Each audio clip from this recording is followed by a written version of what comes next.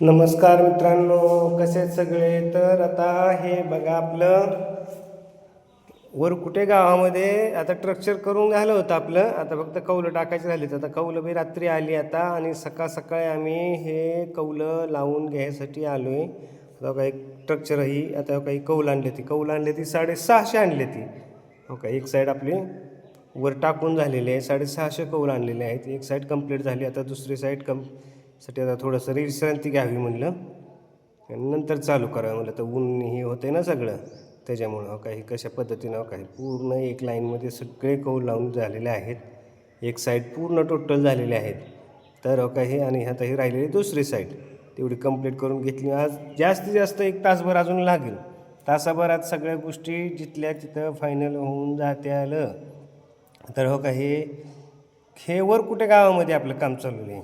Structure झालेलं बरेच दिवस झालं आणि आता हे राहिलेलं हे ते पण आता करून घेतो आहे. कौल टाकून घ्यायचं, थोडं प्रॉब्लेम झालं, कौल नव्हती पण झालं आता ओके. आता हे काही कौल आणलेले आहेत. आता राहिलेले कौल टाकून घ्यायचे आणि 1 तासाभरातच ओके विषय होणार आहे. पोरग्या